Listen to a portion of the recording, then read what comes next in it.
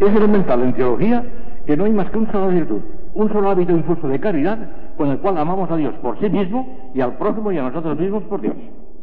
Todos los actos procedentes de la caridad, cualquiera que sea el término donde recaigan, se especifican por un mismo objeto o motivo formal, a saber, la bondad infinita de Dios en sí misma considerada. ¿Amamos al prójimo por Dios o no es caridad? ¿Nos amamos a nosotros por Dios o no es caridad? Y amar a Dios directamente ya se ve que es caridad. Ya sea que amemos directamente a Dios en sí mismo, ya que amemos directamente al prójimo o a nosotros mismos, si se trata de verdadero amor de caridad, siempre el motivo formal es el mismo, la infinita bondad de Dios. Amamos por Dios y solo por Dios. No se puede dar verdadera caridad hacia el prójimo o hacia nosotros mismos si no procede del motivo sobrenatural del amor a Dios. Y es preciso distinguir bien este acto formal de caridad de cualquier inclinación hacia el servicio del prójimo, nacida de una compasión puramente humana o de cualquier otra forma de amor producida por algún motivo puramente natural. Motivo puramente natural que puede no ser pecaminoso. El amor natural puede ser también honesto. El amor de una madre a su hijo, aunque no tenga para nada en cuenta a Dios, pero es un amor natural y un amor bueno, una cosa honesta. Pero como es una cosa humana que está en el cuarto plano, no tiene valor ninguno en el orden sobrenatural, no está en el sexto plano. Cuidado, que podemos amarnos mucho los unos a los otros por simpatías, porque resulta simpático, porque resulta agradable, por no sé qué, ya está, y estamos en el cuarto plano, calderita. Siendo esto así, es evidente que el crecimiento del hábito infuso de la caridad determinará una mayor capacidad con relación a su doble acto. No se puede aumentar en el alma la capacidad de amar a Dios sin que se aumente correlativamente y en el mismo grado la capacidad de amar al prójimo, claro, porque es una virtud inmediata. Esta verdad constituye el argumento central de la sublime epístola primera del apóstol San Juan, donde se pone de manifiesto la íntima conexión e inseparabilidad de ambos amores. ¿Cómo dices tú que amas a Dios si no amas al prójimo? ¿Cómo puedes amar a Dios a quien no ves si no amas al prójimo a quien ves? Mentira si dices que amas a Dios sin amar al prójimo.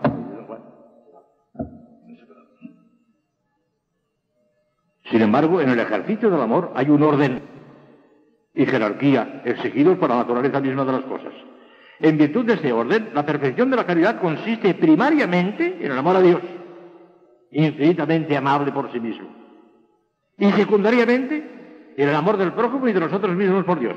Y aún entre nosotros mismos y el prójimo hay que establecer un orden que se toma de la mayor o menor relación con Dios de los bienes de que se participa. Y así, hay que amar al bien, antes el bien espiritual propio y el bien espiritual del prójimo, lo explicaré enseguida. Pero hay que amar más el bien espiritual del prójimo que nuestro propio bien corporal. O sea que en igualdad de condiciones, espiritual y espiritual, nosotros primero. ¿Por qué? Porque nosotros tenemos relación directa con Dios y en cambio el prójimo será nuestro compañero y nuestro amigo, una eterna bienaventuranza, un compañero, una amiga al lado, pero el directo somos nosotros. Nosotros vamos directamente a Dios y nuestro compañero será el prójimo que estará a nuestro lado. Porque si lo directo es antes que lo indirecto. Pero en igualdad de condiciones. Entre el bien espiritual mío y el bien espiritual del prójimo prevalece mi bien espiritual. Y así, por ejemplo, si fuera posible, que no es posible porque es una cosa incluso absurda, si diciendo una mentira pudiéramos convertir a un pecador, yo sé que es hacerlo un bien inmenso, ¿verdad? Pero diciendo una mentira y cometiendo nosotros un pecado no podemos hacerlo. Que no se convierte en pecado. En igualdad de condiciones no podemos sacrificar nuestro bien espiritual por el bien espiritual del prójimo. En igualdad de condiciones. Ahora bien, si se trata del bien espiritual del prójimo y de una incomodidad corporal nuestra, entonces sí, lo corporal vale menos que lo espiritual. Y el párroco tiene que asistir al enfermo contagioso, aunque se contagie y aunque se muera. Quiero decir. Porque el bien espiritual está por encima del bien corporal. Pero en cambio el bien espiritual no está por encima, sino al revés. La caridad bien entendida empieza por uno mismo, cuando se trata del mismo orden de cosas. Y la caridad mal entendida también empieza por uno mismo, porque en ese caso es el egoísmo. El egoísmo llaman algunos caridad y es egoísmo. Pero la caridad bien entendida, auténticamente sobrenatural, empieza por uno mismo. Primero nosotros que el prójimo en igualdad de condiciones. Pero en desigualdad de condiciones, allí donde está el bien espiritual, eso prevalece sobre el bien corporal. ¿Está clarísimo esto? La razón de esta jerarquía de escala de valores es porque, como explica Santo Tomás, entonces Santo Tomás, todas estas cosas son Santo Tomás, claro. Yo soy un pobre hombre, no hago más que explicar la doctrina de Santo Tomás. A Dios se le ama como principio del bien sobre el que se funda el amor de caridad. Y el hombre se ama a sí mismo por amor de caridad en cuanto que participa directamente, lo acabo de explicar, de ese mismo bien. Y el prójimo se le ama por ese mismo amor en cuanto socio y compartícipe de ese bien. Luego es evidente que hay que amar en primer lugar a Dios, que es el manantial y la fuente de ese bien. En segundo lugar, a nosotros mismos, que participamos directamente de él. Y por último, al prójimo, que es nuestro socio y compañero en la participación de ese bien.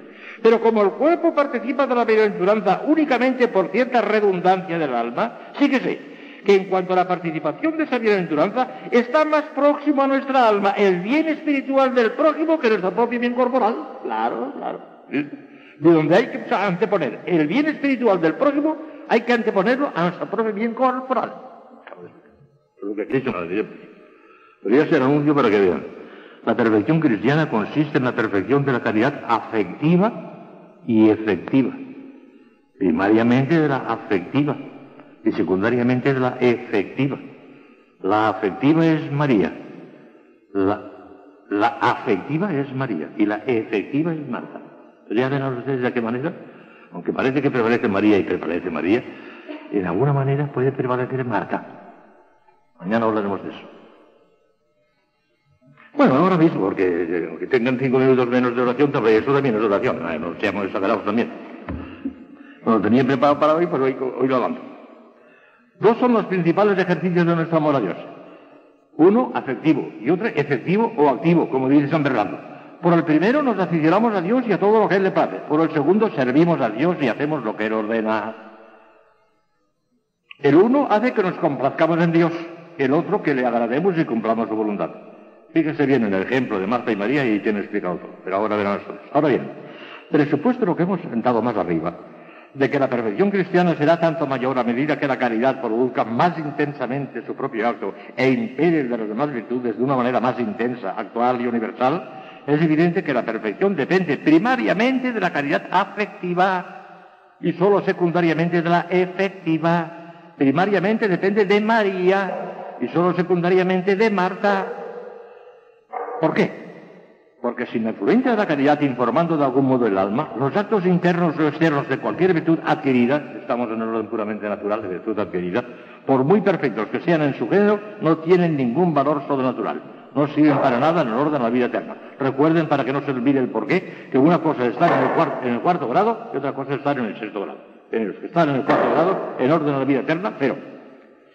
Segundo, los actos sobrenaturales procedentes de cualquier virtud difusa, realizados por un afecto de caridad débil y remiso, tienen un valor meritorio igualmente débil y remiso por muy... ¿Qué es esto?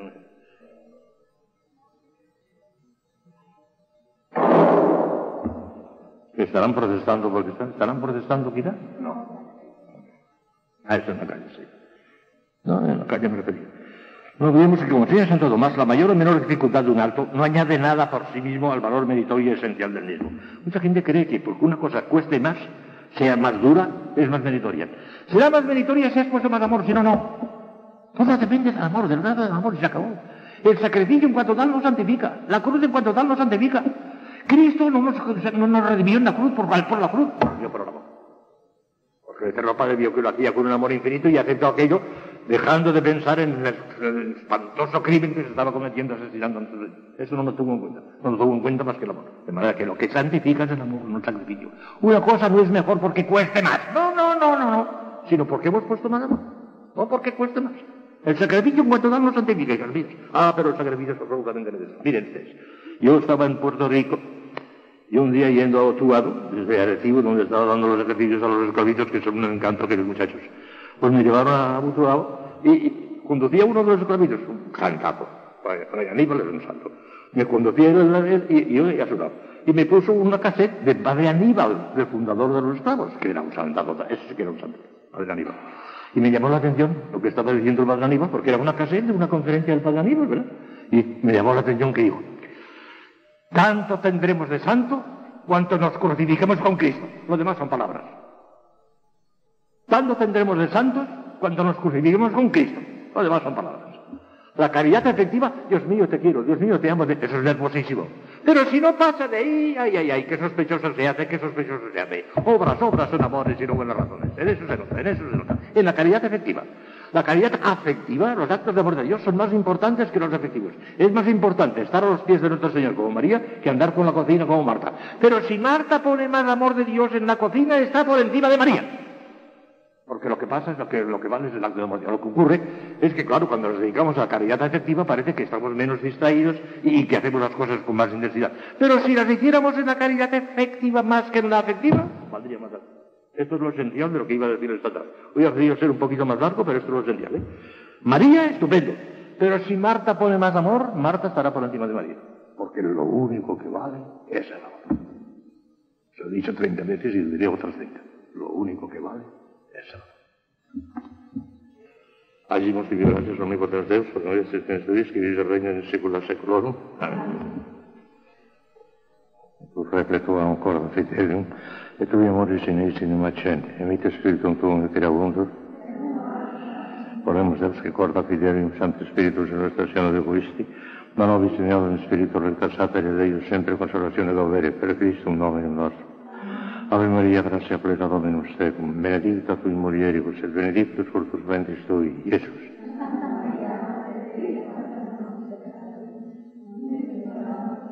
Gloria Patri et Filio et Spiritus Sancto.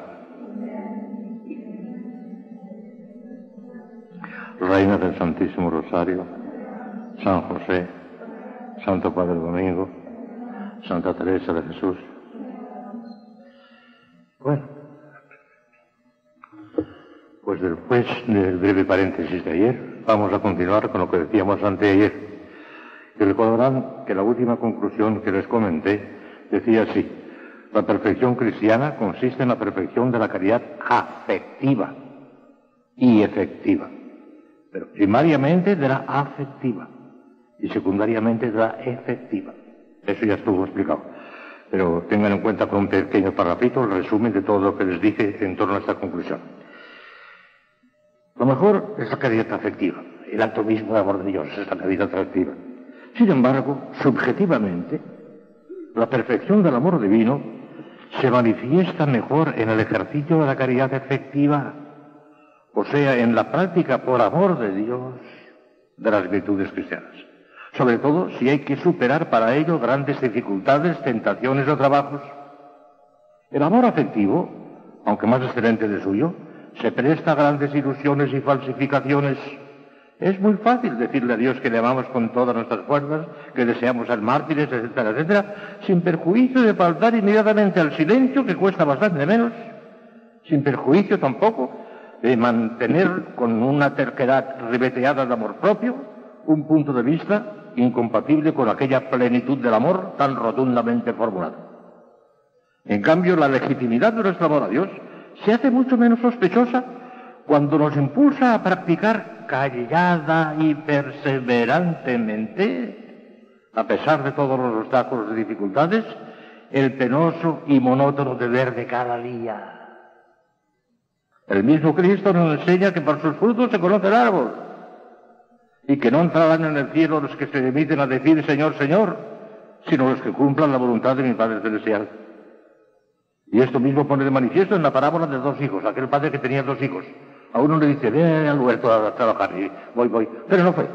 Y otro dijo, no quiero ir, pero fue. ¿Quién cumplió la voluntad de su padre? ¿El que fue? El que hizo la caridad efectiva, aunque no tenía la afectiva, pero tenía la efectiva. Hay que cuidar. La afectiva vale mucho más, ¿eh? Hagan muchos actos de amor de Dios, eso es lo que les tiene que santificar. Pero la efectiva también. Obras son amores y no buenas razones. Eso es lo que les dije el otro día.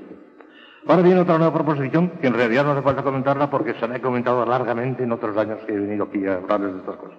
Dice así la conclusión. Para su plena expansión y desarrollo, tal como lo exige la perfección cristiana, la caridad necesita ser perfeccionada por el don de sabiduría. Por el don del Espíritu Santo. Mire, eso lo he explicado muchas veces, pero como aquí es posible que haya alguna nueva o que ya no se acuerde bien de las cosas, se lo voy a hacer con un ejemplo, porque las cosas teóricas a muchas no las acaban de entender, pero con un ejemplo lo ven muy claro. Mire, nuestro Señor es infinitamente generoso. El día del bautismo metió en nuestras almas un tesoro inmenso. Si cayéramos en la cuenta de lo que lleva un niño que acaba de ser bautizado, le adoraríamos casi, le adoraríamos. Lleva la gracia santificante, que le hace hijo de Dios y heredero de la gloria. Lleva la Santísima Trinidad, el Padre, el Hijo y el Espíritu Santo, presentísimos en su alma. Lleva el germen de todas las virtudes infusas, teologales y morales, de las 54 virtudes. En germen los tiene ahí dentro. Y lleva en germen todos los dones del Espíritu Santo. Tesoro inmenso, que vale infinito, vale tanto como Dios, puesto que es el mismo Dios, pues está ahí también. Bueno, pues todo eso lo tiene un niño pequeñito. Pero claro, él no puede actuar todavía porque no tiene uso de razón y se da cuenta de lo que tiene. Entonces, ¿cuándo empieza a actuar todo eso? Miren, Las virtudes infusas, como ya les he hablado muchas veces, tienen dos categorías muy distintas. 3 teologales, fe, esperanza y caridad. 4 cardinales, prudencia, justicia, fortaleza y templanza. Y de estas 4 cardinales derivan un montón de virtudes, hasta 54. Señales Santo Tomás, una obra teológica. Y creo, ya se lo he dicho alguna vez, que no agotó la materia. Es posible que si nos examináramos más profundamente, una introspección psicológica más profunda descubriría nuevas energías sobrenaturales en nosotros que no están registradas en la suma teológica. Podría ser. Menos no, porque ahí está bien explicado. Pero más es posible que haya. Lo cierto es que esas 54 virtudes es como un piano que Dios deposita en nuestras almas con 54 teclas. Y cuando se toca una tecla, pues sale un acto de fe, cuando se toca la otra, sale cada una. Pero ese piano lo pone a nuestra disposición. Lo podemos tocar nosotros, con ayuda siempre de una gracia ordinaria. Sin el empuje de una gracia ordinaria. La gracia ordinaria, la gracia actual ordinaria es como el aire para respirar. Sin el aire para respirar no se puede respirar. Pero ese aire para respirar, esa gracia actual para que nosotros podamos tocar alguna tecla de esas 54, la tenemos siempre a nuestra disposición como el aire para respirar. Esa no se nos niega nunca, siempre. La gracia necesaria para tocar una tecla de esas que tenemos ya dentro del alma, la tenemos siempre como el aire para respirar. Bien. Pero claro, el Señor nos manda una gracia actual. Nos manda el oxígeno para que nosotros toquemos esa tecla. Y la tocamos. Pero claro, ¿cómo la tocamos nosotros? Y como somos muy malos pianistas, muy mal, sale siempre mezclado con cosas humanas. Sí, voy a practicar esta virtud, pero hasta cierto punto, con tal que no me obliguen demasiado, con tal que no me cueste mucho, con tal que. Ya con dificultades humanas. Metemos dificultades humanas. Una cosa del todo limpia, del todo pura, totalmente por Dios, sin buscarnos a nosotros mismos. Si cuando menos nos damos cuenta, como decía muy bien un papelito que leí el otro día, el subconsciente se nos mete el amor propio y nos la juega, claro que nos la juega, casi muchas veces sin darnos cuenta. Nos parece que estamos actuando por Dios y estamos actuando por egoísmo, estamos actuando por nuestro amor propio, que se nos ha metido el amor propio en el subconsciente y nos la juega, ya lo muy bien dicho. Entonces, ¿qué? Y desde entonces Dios tenía previsto esto. Y como sabe que nunca acabaremos de ser del todo buenos pianistas, va y nos metió en el alma, como ya les he dicho antes, otra cosa que se llama un arpa con 7 cuerdas. Un arpa con 7 cuerdas, que son los 7 dones del Espíritu Santo. Pero con esta particularidad, que esa arpa no nos la pone en nuestras manos para que la toquemos nosotros, porque saldría mal también. Si la tocáramos nosotros, no adelantaríamos nada, tendríamos el mismo caso que antes. Pero resulta que esa arpa no nos la da para que la toquemos nosotros, sino para que la toque el Espíritu Santo. Los dones del Espíritu Santo los maneja única y exclusivamente el Espíritu Santo. Y como el artista que lo maneja es divino y es un artista maravilloso, un artista fenomenal el Espíritu Santo. Y el arpa fenomenal también sale una melodía fantástica que son los dones heroicos de los santos. Los actos heroicos de los santos proceden de los dones del Espíritu Santo. Porque es el Espíritu Santo el que pulsa el arpa y porque el arpa misma es de una perfección sublime. Claro, sale maravilloso. Los actos heroicos de los santos, que los hacen con la mayor naturalidad, sin apretar los puños, sin ponerse nerviosos, con la mayor naturalidad, hacen actos heroicos, es que proceden de los dones del Espíritu Santo. Claro que esto un teólogo quisquilloso me diría, sí, de alguna manera está bien, porque así lo entenderán mejor las monjas, ¿verdad? Pero no es de todo exacto, porque efectivamente los dones del Espíritu Santo actúan, el Espíritu Santo es el que lo actúa, pero actúa moviendo él no solamente la cuerda del don, sino la cuerda de la virtud. Recaen sobre las virtudes. Las virtudes son las que necesitan el impulso del Espíritu Santo mediante los dones. Porque no crean ustedes que ese acto de los dones brota en el aire por sí solos sin tener contacto con las virtudes, no. Lo que hacen los dones es perfeccionar las virtudes elevándolas al don humano, al modo humano del Espíritu Santo. Pero recaen sobre las virtudes. Y aquí está el por qué las virtudes necesitan eso, claro. Si los dones del Espíritu Santo actuasen de una manera aislada, independiente de las virtudes, no las perfeccionarían en nada. Pero es que no actúan así. Actúan perfeccionando las virtudes.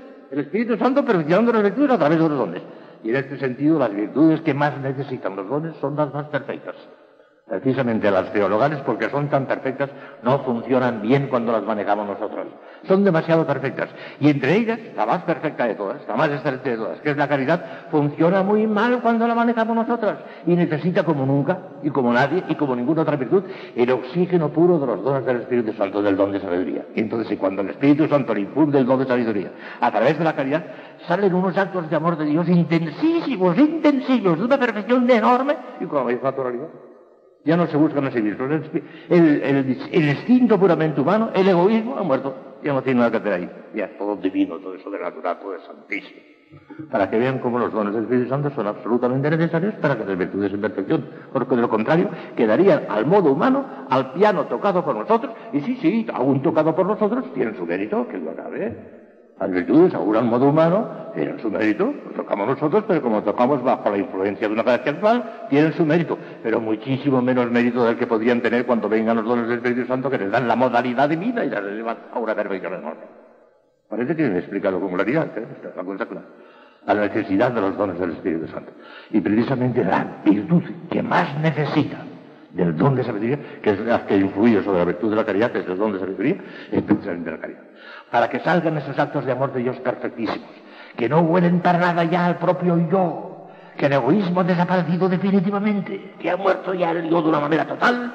Eso no es posible con la caridad a solas, sino con la caridad más el don de sabiduría, el don de sí. Y claro, fíjense que una cosa, que les hablaré largamente, hoy no me podemos insinuarlo, ya les hablaré más largamente otras veces, que precisamente el predominio, la actuación predominante de los dones del Espíritu Santo constituye el estado místico. Y por consiguiente, hasta que se llega al estado místico, y no se asusten porque pueden llegar todas, ya verán de qué manera, hasta que no llegue al estado místico no se está en la perfección. Miren, Santa Teresa de Jesús, que tenía un instinto teológico tremendo, aunque no estudió la Suma Teología, pero sobre todo tenía los dones del Espíritu Santo y veía las cosas con una claridad enorme. Ya saben ustedes que divide todo el camino de la vida espiritual en 7 moradas. Las 7 moradas. Empieza por la primera y acaba por la última. Bueno, pues hasta la 4ª morada son el piano, son las virtudes infusas manejadas por nosotros mismos. Y en la 4ª morada empieza Santa Teresa diciendo: bien será menester que haga lo que he hecho, que es encomendarme mucho al Espíritu Santo para poder decir lo que queda desde la 4ª para adelante, porque empiezan a hacer cosas sobrenaturales, desagradables, y es muy difícil de dar a entender si su majestad no lo hace. Claro, empiezan los dones del Espíritu Santo. Y fíjense bien, por consiguiente, un alma que no tenga más que el piano, y que no toque más que el piano, puede llegar hasta la 4ª morada, que es mucho, es mucho. Puede llegar hasta la 4ª morada, es mucho ya. Pero de ahí para dónde, de ahí ya tienen que ser los dones del Espíritu. Ya tiene que ser la mística, la estética ya no vale. Llega hasta la 4ª morada, que es mucho. La inmensa mayoría de la gente no llega. Muchos no llegan ni a la primera, se condenan. Pero incluso mucha gente que trata de santificarse y demás, pues logra escalar hasta la 4ª morada. Mucho ya, Tanto que, mira, hay 3 clases de santidad a mi juicio, y no a mi juicio, porque eso es una cosa teológica, es clara. Hay santos de primerísima categoría. Hay santos de segunda categoría. Y hay santos incluso canonizables, pero de 3ª categoría. Dentro de los santos hay categorías, no todos son iguales. ¿Quiénes son los de primera, segunda y tercera? Sería una ridiculez y una estupidez y una petulancia que yo empezara a citar nombres. Yo qué sé, se lo sabe el Espíritu Santo, se lo sabe Dios nuestro Señor. Pero hay algunas cosas tan evidentemente clarísimas que no es ningún absurdo de citar unos cuantos nombres de primerísima categoría. ¿Qué duda cabe que son de primerísima categoría? San Pablo, San Juan Evangelista, los demás apóstoles, San Benito, el santo de hoy, San Agustín, San Bernardo, San Francisco de Asís, Santo Domingo de Guzmán, San Ignacio de Loyola, San Francisco Javier, el cura de Ars. Son de primerísima categoría, no es ninguna petulancia de esto, porque son de primerísima categoría. ¿Quiénes son de segunda? Ahí ya no me meto yo, eso lo sabéis. ¿Y quiénes son de tercera? Pues mucho menos todavía, porque un montón, de tercera un montón. Pues bien, los que llegan a la 5ª son santos canonizables, pero de tercera. Los que llegan a la 6ª son santos canonizables, pero de segunda. Y solamente los que llegan a la 7ª son santos canonizables de primera. Esa ley. De alguna manera se puede rastrear qué es lo que hacen los de 5ª, qué es lo que hacen, y ahora ya hablaremos ya, porque pienso hablar de las monadas de Santa Teresa, uno por uno.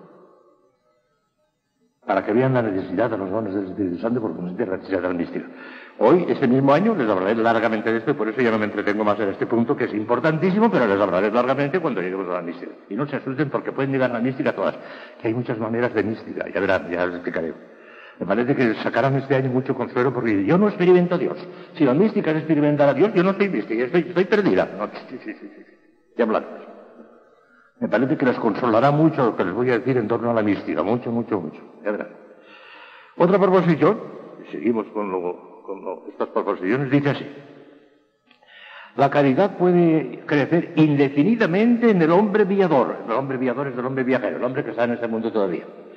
La caridad puede crecer indefinidamente en el hombre viador. Por consiguiente, la perfección cristiana no puede encontrar un límite infranqueable en esta vida. No. Puede crecer más, sin parar nunca. No puede llegar un momento que y de aquí no puede pasar, no. Lo que pasa es que puede encontrarse con un tope que no tiene la culpa la caridad, sino otra cosa mucho más elevada, que ya les hablaré mañana pasado. La predestinación, que es un misterio tremendo y grande. Cuando llega al tope de la predestinación, Dios no se puede pasar. Pero no porque es culpa de la caridad, que ya por sí podría seguir creciendo. En la Santísima Virgen María, podía haber crecido la Virgen. Si hubiera vivido un año más, hubiera tenido más gracia que la que tenía el año anterior. Seguro. Porque como no llegó a la gracia infinita, para lo que es posible, la gracia de la Santísima Virgen María fue inmensamente grande, pero no infinita porque no es posible. Por eso el que no creció ni podía crecer fue nuestro Señor Jesucristo, que tenía esta santidad infinita. Ese ya desde el instante de su concepción en el seno de María ya era infinitamente santo y ese no creció jamás. Nuestro Señor no creció, no podía crecer, tenía la caridad infinita ya, pero como la Virgen no tenía una caridad infinita, no tenía una santidad infinita, podía haber seguido creciendo. ¿Por qué llegó un momento en que Dios se la llevó al cielo y se acabó ya? Pues eso no lo sabemos, el Señor tiene sus planes. Pero en absoluto, a pesar de ser santísima la Virgen, en una santidad increíble, no era infinita, y podía haber crecido la Virgen. No era infinita. Por eso, sin la Virgen no hubiera podido crecer, que alguno de nosotros no encontrará jamás un tope, jamás. A no ser que tropiece con la predestinación. En esta clase ya hablaremos de eso. Pero la caridad de por sí, dice Santo Tomás que de tres maneras podría que la caridad no creciese indefinidamente. Por culpa de la gente que la produce, o por culpa de la misma caridad que no admite más, o por culpa del sujeto receptor que ya no resiste más. Dice, por ninguno de estos tres capítulos se encuentra un límite de ninguno. El agente que lo produce es Dios, que tiene para ahí no hay límite ninguno. La caridad en sí misma, en cuanto virtud, en cuanto caridad en sí misma, es una participación del amor infinito del Espíritu Santo. Por consiguiente, tampoco ahí es imposible que encuentre un punto imposible, porque no llegará jamás al Espíritu Santo. Porque el Espíritu Santo es infinito y la caridad no será jamás infinita. En nosotros, en Cristo sí. Y por parte del sujeto receptor, bueno, es que es posible que el alma esté ya tan rellena de caridad que ya no pueda resistir más. Y dice, tampoco. El alma también puede resistir más. ¿Por qué? Porque a medida que va creciendo, el Señor le va ensanchando la capacidad del alma. Esto, en el orden material, en el orden físico, no es posible. Si tenemos un globo de esos que se hinchan, empezamos a soplar, llegará un momento en que hemos soplado tanto y ¡blum! Estalló. Pero el alma no puede estallar porque aquí no se trata de cosas materiales, se trata de cosas espirituales. Y a medida que el alma va creciendo en caridad, el Espíritu Santo le va ensanchando la potencia, la capacidad de su alma, y hacen unos actos de caridad intensísimos sin que estalle, jamás el alma no estalla. Porque no puede. Por lo siguiente, por ninguno de los tres capítulos se encuentra un tope, a no ser que, ya digo, tropecemos con el tope del siglo, que ya hablaremos de eso. No sé si puede crecer la caridad. ¿Hasta dónde puede crecer Dios? Es una participación del amor del Espíritu Santo. Caritas Dei diffusa es in cordibus nostris per Espíritu Santo guidatus nobis. San Pablo es fenomenal, es el Espíritu Santo, claro, por eso. Ahí está toda la teología, en ese versículo. La caridad se ha difundido en nuestros corazones por el Espíritu Santo que está en nuestras almas. Toda la teología arranca de San Pablo, de la Sagrada Escritura, pero en un 90% de San Pablo. Adiós. De manera que la caridad puede crecer indefinidamente en el hombre viador. Por consiguiente, la perfección cristiana no puede encontrar un límite infranqueable en esta vida. No puede encontrar un límite infranqueable. Más. Adelante. Ojalá tropezáramos con nuestra predestinación, porque en este caso Dios ya no quiere más, y nosotros no debemos aspirar a más, ni debemos aspirar a más que a llegar al límite máximo de nuestra predestinación según la voluntad antecedente. Ahí tiene esa frase extraña que se lo explica muy claro. Hay que aspirar a llegar a nuestra predestinación según la voluntad antecedente, no según la voluntad consiguiente, que de esa tenemos nosotros la culpa. Dios hubiera querido llevarnos a arriba, tú no has llegado, pues para que le dejemos que no se cumpla esa voluntad consiguiente, sino la antecedente. Pero no debemos aspirar a más, Señor, no quiero glorificarte más que lo que tú quieres que te glorifique, nada más. Y el que diga otra cosa no sabe lo que dice. Ya está. Porque por encima de la gloria de Dios está la voluntad de Dios. Eso lo explico otro año esto. Por encima de la gloria de Dios está la voluntad de Dios. Se lo expliqué el por qué. Porque la gloria de Dios no es más que el resplandor exterior de Dios. El resplandor exterior de Dios es la gloria de Dios. Y la voluntad de Dios está de tal manera identificada con Él que es el mismo, porque los son dos en uno. Todos los atributos de Dios y todas sus potencias, todo en absoluto está formando una sola cosa. La voluntad de Dios es el mismo Dios. La gloria de Dios no es Dios. La voluntad, sí. Por consiguiente, la voluntad está por encima de la gloria. Y si Dios, con su voluntad, quiere que lleguemos a la cuarta morada, no debemos querer llegar a la quinta. No, señor. Sería contra la voluntad de Dios. Si no me he explicado, yo no sé explicar nada. ¿Ha oído? Para que vean usted qué insensato es aquella. Yo quisiera ser tan santa como la Virgen. ¿Sabe lo que dice? Una burrada. No saben lo que dice. Que seas santa como Dios quiere que seas, hasta el colmo de lo que Él quiere, que es la voluntad de antecedente, y eso te basta. Y eso es lo que quiere Dios de ti. No quiere más. Es más, si tú por tu cuenta quisieras forzar, ya lo dice Santa Teresa, ¿ya? Lo dice, cuidado, humildad. Si alguna se empeña en entrar en la quinta morada, cuando no más que en la tercera, puede ser que el Señor le castigue y no le deje entrar ni en la cuarta. Lo dice Santa Teresa. Claro. La voluntad de Dios está por encima de la gloria de Dios. Por encima de la voluntad de Dios no podemos hacer absolutamente. Hágase tu voluntad en la tierra como en el cielo. Padre nuestro, si Padre nuestro es la oración de las oraciones.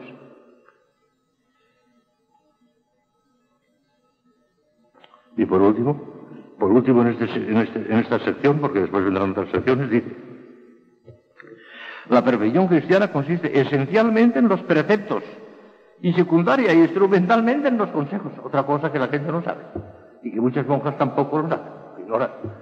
Les parece que la perfección está en los consejos. Los preceptos es una cosa que está mandada para todos, pues no, una cosa que es general, pero el consejo es una cosa que no está mandada para todos, sino para el que quiera aceptarla. No todo el mundo tiene obligación de ser sacerdote o de ser religioso, pero el que voluntariamente quiera aceptar los consejos evangélicos parece que añade algo a los preceptos que están obligatorios para todos, y por consiguiente la perfección está en los consejos, los señores no. La perfección está en los preceptos, no en los consejos. Y van a ver lo clarísimo. Si lo ha dicho nuestro Señor, esto no es opinión de Santo Tomás, es opinión de nuestro Señor, lo dice el Evangelio. Cuando le dijeron a él, maestro, dinos, ¿cuál es el mandamiento? No el consejo.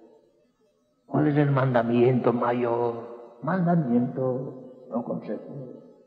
¿Dónde está el primero? Es este. Amarás al Señor tu Dios con todo tu corazón, con toda tu alma y con todas tus fuerzas. Y el segundo, semejante al primero, es amarás al prójimo como a ti mismo. Mayor que estos dos no hay ninguno, porque en ellos están encerrada toda la ley y los profetas. Es Cristo quien ha dicho esto, no Santo Tomás. ¿Y qué sería? Mandamiento, amar a Dios. Pero no de cualquier manera. Si hubiera dicho, el primer mandamiento es amar a Dios y al prójimo como a ti mismo, pero no hubiera dicho con todo corazón, no, hubiera mandado simplemente el estado de gracia, nada más. Pero como no dijo eso, sino que amarás al Señor tu Dios con todo tu corazón, con toda tu alma, con todas tus fuerzas, esa es la perfección. Mandó la perfección.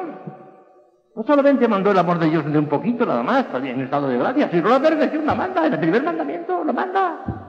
La perfección, porque la perfección es eso. Amar a Dios con todo el corazón, con toda la alma, es la perfección. Estamos diciendo todo esto todos estos días, la perfección de la caridad. La manda el primer mandamiento. Mandada. Entonces lo que no comprende es, y hablaremos despacio de todo. Que hay muchas distinciones aquí. Escuchen.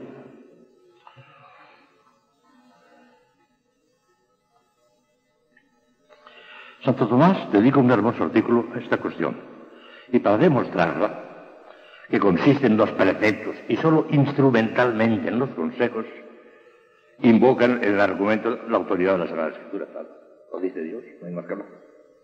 En el Deuteronomio, fíjense bien, en el Antiguo Testamento, en el Deuteronomio se nos dice: amarás a Yahvé tu Dios con todo tu corazón, con toda tu alma y con todo tu poder. Y en el Levítico, Antiguo Testamento también, amarás a tu prójimo como a ti mismo. De estos dos preceptos, dice nuestro Señor en el Evangelio, depende toda la ley y los profetas. ¿Está en la Sagrada Escritura? Lo ha dicho Dios. Ya en el Antiguo Testamento. Cristo dijo, de ahí depende todo. Luego, la perfección de la caridad, en la que consiste la perfección cristiana, se nos manda bajo precepto. En el cuerpo del artículo insiste en el mismo argumento en orden a la caridad. Sabemos ya que la perfección cristiana consiste per se y esencialmente en la perfección de la caridad. Principalmente en el amor de Dios y secundariamente en el amor del prójimo. Por tanto, el amor de Dios como el del prójimo constituyen precisamente el primero y el mayor de todos los mandamientos. Luego, la perfección cristiana consiste esencialmente en los preceptos, no en los consejos. Los consejos son los que no son necesarios, son los que son consejos, son los que se pueden aceptar o pueden no aceptarse. No todo el mundo pues tiene la obligación de hacerse sacerdote o de hacerse religioso. Y pueden llegar en plan seglar a la cumbre de perfección, a la séptima morada, sin necesidad de practicar por oficio, por obligación, los tres consejos evangélicos de pobreza, castidad y obediencia. De suyo hay santos canonizados que estaban casados, los patronos de Madrid, San Isidro y Santa María de la Cabeza, casados y santos canonizados. ¿Verdad? Que los consejos es algo que contribuye a sostener mejor la caridad, a que la caridad encuentre menos obstáculos, menos dificultades, porque con la pobreza rechazamos todo lo que puede obstaculizarnos en cuanto a las cosas exteriores, con la castidad todo lo que puede obstaculizarnos con la tendencia malsana del cuerpo, y con la obediencia, ese grito de la voluntad que cada uno quiere hacer lo que le da la gana, lo machaca la virtud de la obediencia, o sea que contribuye a que la caridad se desarrolle con mayor comodidad, con mayor tranquilidad, pero nada más, o sea que son auxiliares, son siervos de la caridad todos los consejos. Y en ese sentido, instrumentalmente forman parte de la perfección, pero como siervos, como instrumentalmente, nada más que como instrumentalmente. No como algo esencial. Claro que hay una cosa importantísima que se la diré a ustedes seguramente mañana, porque faltan 4 minutos y no quiero pasarlo, no quiero quitarles nada de la oración, que es más importante que mi palabra. Hay que tener en cuenta una cosa muy importante. Entonces, el que no cumple el primer mandamiento, con toda el alma, con todas las fuerzas, está pecando. Hay que hacer una distinción muy grande, seglar, religioso, sacerdote, hay que hacer una distinción muy grande. Todos pecan, todos, pero en distinta forma, ya verán. Fíjense bien, es importante lo que mañana les comentaré un poco más despacio. Nadie tiene obligación de ser sacerdote o de ser religioso. Son consejos. Está muy bien. Si uno siente la llamada y el instinto de Dios, no solamente hace bien, sino que haría muy mal de no corresponder a esa llamada. Hay aquel que rechace la vocación cuando Dios le llama de verdad. Para eso tiene el noviciado y para eso tiene el seminario, para ver si efectivamente es llamado por Dios o no es llamado por Dios. Pero desde el momento que él voluntariamente ya acepta el sacerdocio o voluntariamente acepta la vida religiosa, esos consejos para él se le convierten en preceptos. Para él ya no son consejos, porque ha aceptado la obligación de practicar la pobreza, la obediencia y la castidad. Lo ha aceptado voluntariamente. No tenía obligación de hacerlo. En la forma en que lo hacemos en plan de voto, no tenía obligación, pero desde el momento en que ha querido aceptarlo voluntariamente, para él ya no hay consejos. Preceptos que vienen, preceptos secundarios, diríamos ahora, que vienen a fortalecer el precepto fundamental, que es el del amor de Dios con todo el corazón, con todo el corazón. Esto tiene una resonancia práctica tremenda, ya verán ustedes. Cuidado, es muy importante esto. Como ven, estoy diciendo las cosas muy serias, muy bonitas, muy importantes, y me parece a mí que claras, que sencillas. Son claras y sencillas, y que tienen repercusiones prácticas enormes sobre nuestra vida cristiana. Mañana continuaremos, si Dios quiere. Por la mañana, en la misa les comenzaré. No se asusten ya, el padre hoy ya ha empezado ha comentado 3 misterios dolorosos, ya no le queda materia, queda mucha materia. Porque el 4º y el 5º misterio doloroso lleva consigo todo el Vía Crucis. El 4º misterio hasta la 11ª estación, que es cuando le clavan en la cruz. Y el 5º misterio, las 3 últimas estaciones del Vía Crucis y las 7 palabras de Nuestro Señor en la cruz. Me parece que no me dará tiempo de terminar, tenemos mucha materia todavía. Mañana empezaré ya con el 4º misterio doloroso, la primera estación del Vía Crucis. Mañana. Me han dicho que antes de exponer, que presta la comunión, no sé qué. Hagim uns gracias a omnipotens Deus, per universos benedictus, qui vis reino in saecula saeculorum.